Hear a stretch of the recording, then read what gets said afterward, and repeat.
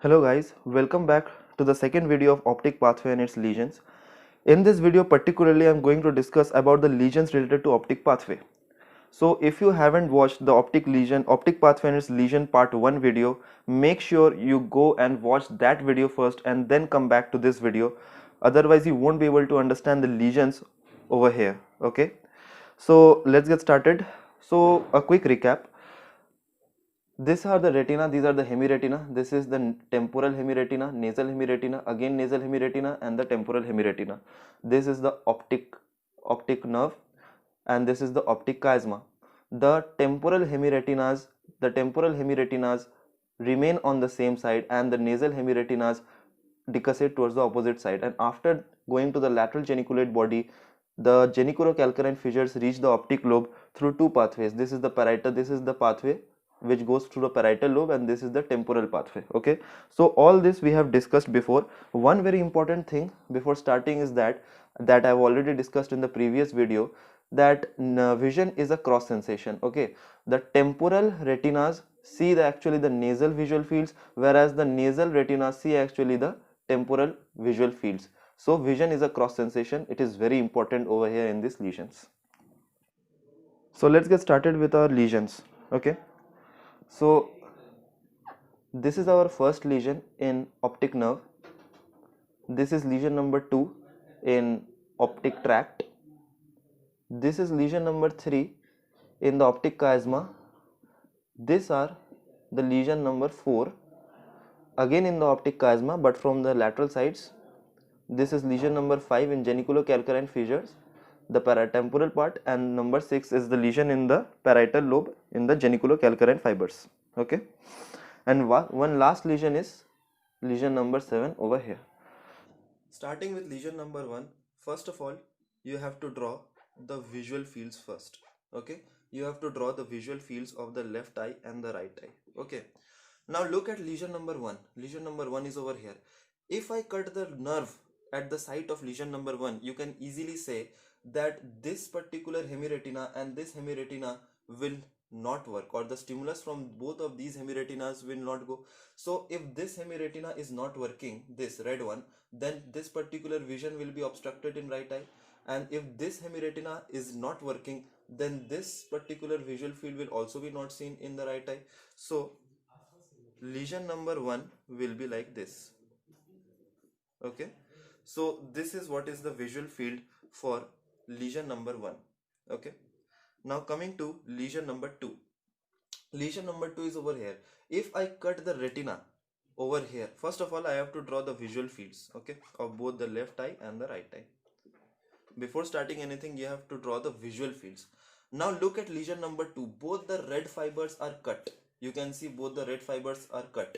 Now trace back these red fibers. This particular red fibers is cut from here, and the impulses from this red fiber is also cut from here. Okay, and both of these hemiretinas are actually seeing the other side of the visual fields. Okay, so the visual field defect in point number 2 or lesion number 2 will be like this. Okay, now coming to lesion number 3. Again draw the visual fields of both the left eye and the right eye. Now this time the third nerve, the lesion number 3 cuts both the nasal fibers. Okay, so you have to trace back both these fibers. See this particular red fiber, this is cut from here, and this particular green fiber is also cut from here. So this red fiber sees this vision and this green fiber sees this vision. So this particular and this particular visual fields will be lost. Okay, so lesion number 3 will be like this. So it is very easy to understand these lesions.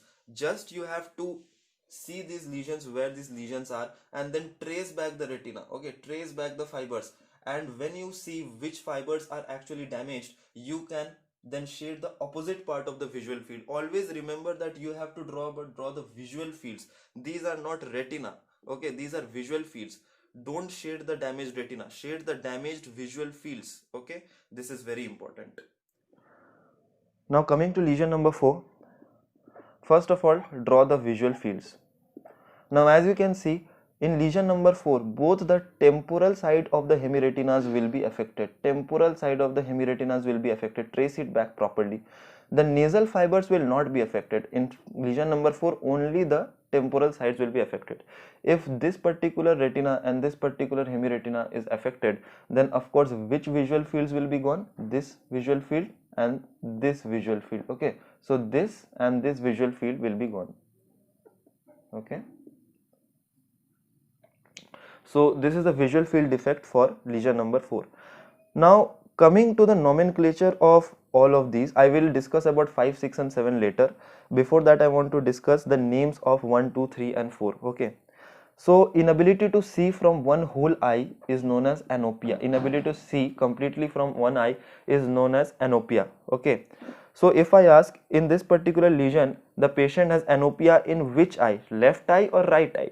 Your answer will be right eye. So this lesion is called right anopia. Okay, if I ask you that inability to see half from one eye is known as half of this, hemianopia. Okay, hemianopia. Okay, so as you can see in lesion number 2, the patient is not having anopia, he is having hemianopia. He cannot see half from both the eyes. So first of all, write hemianopia over here, hemianopia. Then ask the patient. The patient will tell you that I cannot see both the left side in both the eyes. Left side of both the eyes are affected. Okay, so before that you will write left homonymous. Okay, so I hope you can understand. Left, because both the left side of are affected, left side of both the eyes are affected. Homonymous, because both the left side are affected. Okay, homo means same and hetero means different. And hemianopia, because half of both the eyes are affected. Similarly, if I tell you about this, first of all write that this is hemianopia.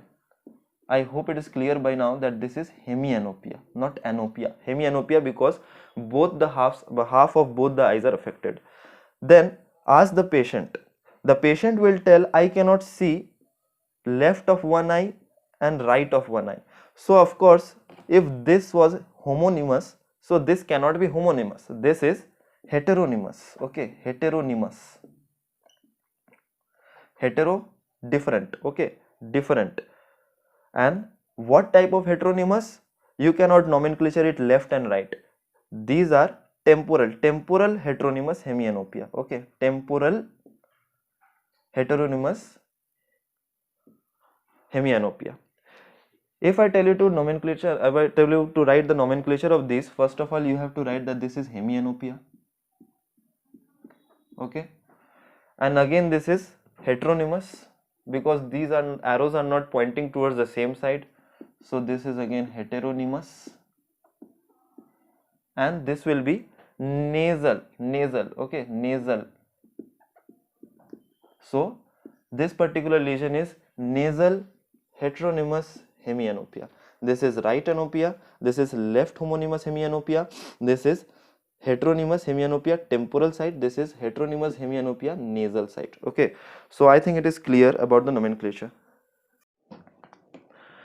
Now coming to lesion 5 and lesion 6. See, lesion 5 and lesion 6 are a bit tricky. Okay, so before I tell you about lesion 5 and 6, you have to understand the anatomy of the geniculocalcarine fibers. Okay, so these geniculocalcarine fibers, I have already told you in the previous video, are divided into two fibers. Okay, one goes through the parietal lobe, this one goes through the parietal lobe, and this lower one goes through the temporal lobe. Now which fibers will go to the parietal lobe or the temporal lobe is not random. Okay, understand this. This is not random that any fiber can go through the parietal lobe and any fiber can go through the temporal lobe. See, parietal lobe takes only the fibers from the upper part of the retina. Parietal lobe takes only the fibers from the upper part of the retina, upper retina. Okay, whereas the fibers from the temporal lobe, means this one, takes the fibers from the lower part of the retina. Okay, So this is very important to understand before actually you proceed to lesion number 5 and lesion number 6. So this means while drawing the lesions for 5 and 6, you have to first draw the visual fields, okay, the visual fields. Now this time you not only have to divide the visual fields into nasal and the temporal halves, but also into the upper part and the lower part also. This is temporal, this is nasal, this is upper part of your vision, and this is the lower part of your vision. I have to mention upper and lower in this time because 5 and 6 deal with only with upper part of the retina and the lower part of the retina respectively. Okay, so here you have to cut it in 4 pieces. Okay, this is temporal, nasal, nasal, temporal, upper, lower, upper, lower. Similarly for this eye. Now first of all, while drawing the lesions of lesion number 5, for example, let's say lesion number 5. See, lesion 5 are red fibers, okay, and these red fibers are actually coming from fiber number 2 and fiber, this optic tract only. So first of all, draw the lesion 5 same as lesion number 2. Draw lesion 5 same as lesion number 2, okay, and you can see both the red fibers in lesion number 2 are affected, so this vision and this vision will be affected, okay. So first of all, you have to draw it like this, okay. But as I told you, not all the fibers from lesion number 2, not all the fibers from the optic tract actually go through the temporal. Only the fibers which are supplied, which come from the lower part of the retina, are actually going from this pathway, and only they are cut in lesion number 5. So if the lower fibers are cut, means the lower retina will be cut, okay. So only the upper part of the visual field will be affected. Since vision is a cross sensation, again if the lower fibers are cut, lower retina will be cut, and if the lower retina is cut, the visual field only of the upper retina will be affected, okay. So you have to erase this. So lesion number 5 will be like this. Now coming to lesion number 6, lesion number 6, again draw same it like lesion number 2, and then ask yourself which fibers are going through lesion number 6. Only the parietal fibers, means parietal means only the upper part of the retina, and if only the upper part of the retina, then the lower part of the vision will be gone, okay. Only the lower part of the vision will be gone. So you have to erase this again, okay. So this is how lesion number 5 and lesion number 6 will look. Now coming to the nomenclature of both these lesions, this is very important again. So as I told you, inability to see whole from one eye is known as anopia. Inability to see whole from one eye is known as anopia. If you are not seeing half of it, that is known as hemianopia. And again, if you are seeing half of it, is known as quadranopia. So these particular visions are not anopia, these are again not hemianopia, these are quadranopia. So you have to write quadranopia first. Quadranopia. Okay. Now there is nomenclature again. So patient will say, I now see, these arrows are pointing towards the same side, the lesion are pointing towards the same side, so of course this is homonymous. So before quadranopia you will add homonymous. Now see, ask yourself, what side are both these arrows pointing, left side or right side? These are pointing on the left side, so it is left homonymous quadranopia. Now it is not complete yet, you have also write upper left homonymous hemianopia, left upper or upper left, it is the same, upper left homonymous quadranopia. Similarly for 6th lesion, first of all you have to write quadranopia, okay. Then see, the lesions are pointing towards the same side, so it is homonymous, and it is left homonymous, but also it is lower, okay. So lower left homonymous quadranopia. So lesion number 5 and lesion number 6 are actually a bit tricky and very important, and the nomenclatures are a bit hard, but once you understand the thing, you will be easily able to tell the nomenclature of these lesions. Now coming to the last lesion, lesion number 7. Okay, lesion number 7 was over here. Now many people have a problem that they say that lesion number 7 should be like this. Okay, now this is not the fact, this is completely wrong. Lesion number 7 is like this. So many people ask why lesion number 7 is like this and not like this. See, this is a cross section, this whole image is a cross section of the nerve pathways and tracts and the retina. Okay, so this is a nerve, these are nerves. Okay, but this is not a nerve, this is whole retina, and I am showing it in a cross section. So if you are showing it in a cross section, this means that this particular lesion is just a punch hole in a retina. Okay, it is just a punch hole in a retina. So if you put a punch, or if you make a punch hole in a retina, you will only not be able to see that part of the retina. So there will be a black spot in your vision in this quadrant. Okay, it will not be like this, and this particular thing is known as scotoma. This is known as scotoma. Okay, one very important thing which I forgot to tell you, that lesion number 5 and lesion number 6 are also known as pie in a sky and pie in a floor. Okay, this is a pie and this is in the upper part, so it is known as pie in a sky, and these are the lower part, so it is known as pie in a floor. So this completes the whole optic pathway and its lesion. I hope you understand it well. Try to make the optic pathway by yourself and the lesions by yourself. Only then you will be able to understand these lesions and you will ace in it. Thank you.